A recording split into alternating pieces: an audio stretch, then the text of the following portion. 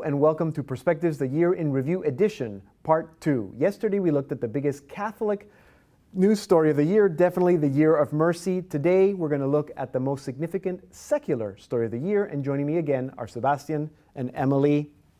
What is the most significant secular story of the year? Well, I mean, maybe to make the link with the Year of Mercy, one of the significant events I saw was the canonization of Mother Teresa. And this isn't a secular story per se, but because Mother Teresa was just she's such a transcendent figure in our world. She's a universal symbol, right, of mercy, but also of care for the poor, for the marginalized. And I think a lot of people were anticipating this and excited about Right, it was definitely covered in secular news outlets. Yeah, you know, it's funny, like the Catholic Church has a huge diversity of saints, right? Everybody's different, and so sometimes, you know, you're a hermit isolated in a cave somewhere and you're a saint. Yes. But sometimes you actually have a profound impact on the world, so much so, someone like Mother Teresa, someone like John Paul II, that the world, like the canonization becomes a world, really a world celebration. It's not just a church celebration, and that's one of the things about her canonization was that the kind of testimony that we heard coming from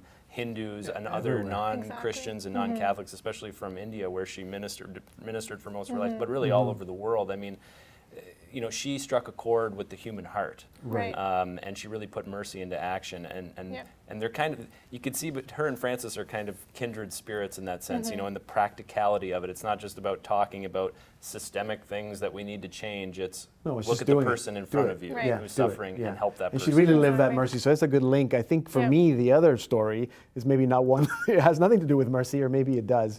But I mean, the U.S. election, don't you think that was a big secular story this year?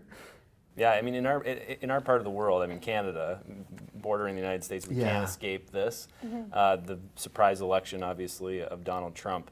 And the reason why it's really important to talk about this is because there was a kind of a tiff between Donald Trump and Pope Francis, right? And if you remember, in February of 2016, Pope Francis goes to Mexico, you know, and then when he was asked about Donald Trump, who was campaigning at the time, on the plane back to Rome, you know, he said very clearly, anyone who talks about building walls, as Donald Trump has done repeatedly, about building a wall across the southern U.S. border with Mexico, anybody who builds walls instead of bridges is not a Christian.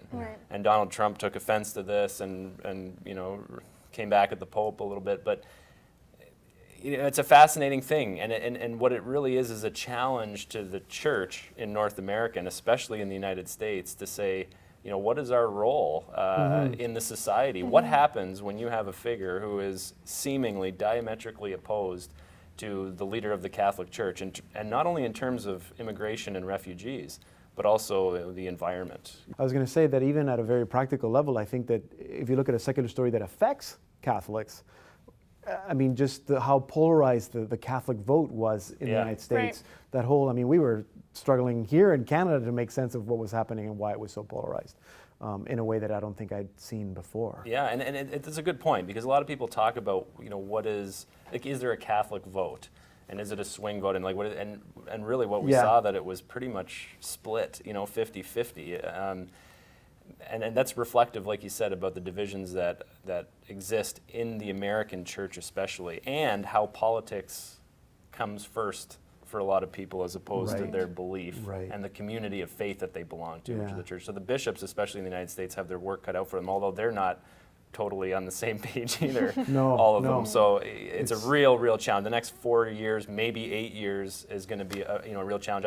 I look forward to, you know, Pope Francis, you know, meeting Donald Trump and seeing what that happens. It'll be interesting. Maybe something to look forward next year. We got to leave it there. Most important secular story of the year that has affected the church, I would say the U.S. election, but obviously Mother Teresa, she's in a more positive way. Tomorrow we're going to look at the most significant papal teaching of the year, so I hope that you can join us. Be sure to join and send your comments via Facebook or Twitter. We'll see you tomorrow.